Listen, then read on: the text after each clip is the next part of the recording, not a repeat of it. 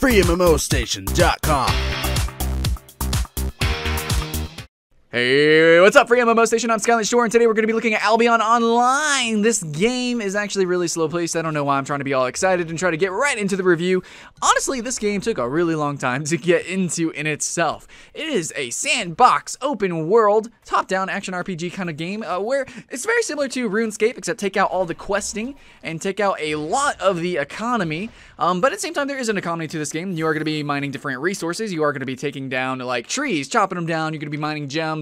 Going to be mining ores, stuff like that. You're going to need different levels of equipment in order to mine different levels of resources. As well, you're going to have different levels of armors, weapons, and you're going to have some spells. And very similar to Path of Exile, the spells are equipped into your armor. This is how you customize your so-called class. There really are no classes in this game, but unlike RuneScape, where you level up by doing things, you level up in this game over and over again. When you die, you lose all your gear, and you're going to have to sort of recraft your own character. You don't have any leftover skills. Your, I guess you could say, level is determined by your amount of fame. Fame is acquired by doing anything. You get more fame by doing higher level stuff, killing higher level players, killing higher level mobs, and mining higher level resources, honestly. But it's not really a determining factor in any sort of way. You don't get any bonus stats or anything like that. Honestly, this game is very, very fair and very, very hardcore. If you die, potentially you're going to lose everything, and the death mechanics in this game work like so. You run somewhere, you're fighting somebody, you get ganked, whatever,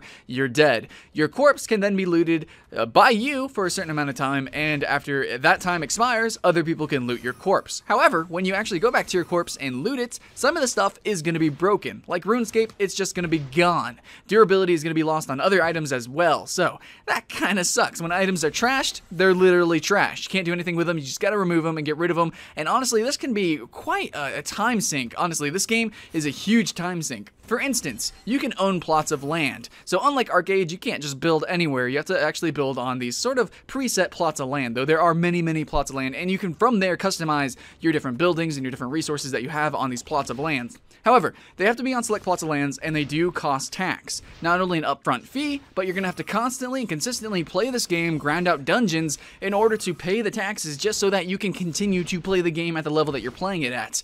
It's pretty annoying, to be honest. Also, if you want to use somebody else's resources, say you don't want to have your own property, they can actually tax you for what you do on their property, which I think is really interesting. So if you do have a property and you have it in a very popular place, a very high-risk place, then you can actually tax people very well, and you can probably make money from that. So it's very high-risk, but at the same time, high-reward gameplay. It just takes a long time. It takes a lot of momentum to actually build up and get into that part of the game. In fact, I don't have any footage for you whatsoever of PvP because it took me days and days just to get to the point where I probably could PvP well, and then I just died. It just is absolutely tragic. Now, I do have to say this, the combat in this game is nowhere near as mechanical as I want it to be, as what I imagined it to be. Because this game can be played on tablets, on Mac, on anything, I think it is a good game. It's just not very mechanical because of this. It can be played in the browser as well. For instance, in League of Legends, in Path of Exile, in almost any other action RPG, you can actually kite mobs around.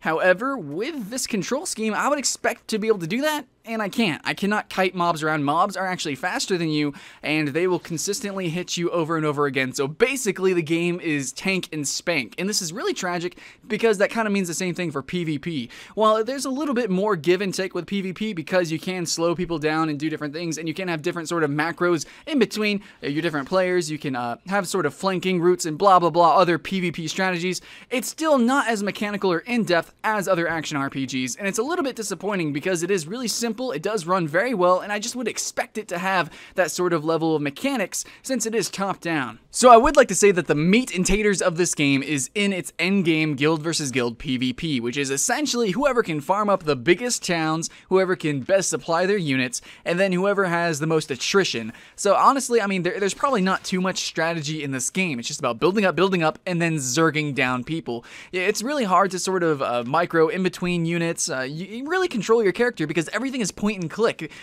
Unlike Dust Hall, there's really no skill shots. Everything is just point, click, nuke, nuke, done, or heal, and just about spamming abilities, spamming your resources, building them up, and that's it. If you die, you go back and you just redo the whole thing. Basically, the game feels like it has really awesome ideas, and for these ideas, honestly, it sounds like I'm ragging on the game, but for these ideas, I'm going to keep coming back and I'm going to keep playing the game, but at the same time, because of its mechanics, because of its game feel, the overall feel I have while playing the game, it's just not that fun, and I don't see myself playing this many hours in a row.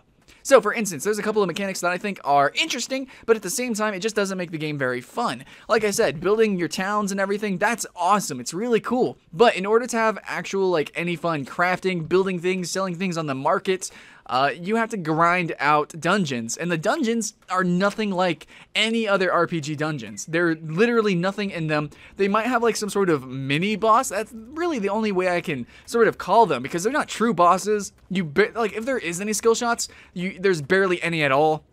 It's really not that fun. There's no resources in dungeons. It's just really just farming trash mobs. The whole game just feels like you're just farming trash.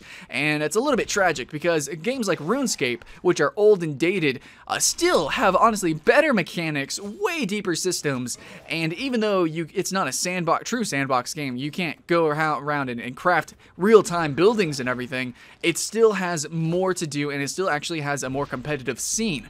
This game, it's promising a whole lot of things, but its overall game feel isn't following through with that, and it is alpha, so they can still tweak some numbers and tweak some of the game feel, but once it hits beta, there's not going to be much that it can change. So right now, I still have high hopes. The game doesn't really need much optimization. The art style is fantastic. The audio is really good too. I didn't notice any sort of hiccups. I cannot even comment on it. It is just really fantastic, but I can say though that the game takes a long time to get into. So for my first impressions, I have to say that I'm just optimistic about it, and hopefully you guys heard my review, hear my criticism of the game, and hopefully they can change this game around, because I think it could be a really great game. Other than Albion Online, I want you guys to check out Dust Tall, which is another game coming out in the very, very similar genre, very similar aesthetic as well. I think it's going to be a great game, and hopefully you guys have fun playing whatever game you choose. So I'm Shore with FreeMMOStation. Thanks for watching, and I hope to see you on Albion Online soon.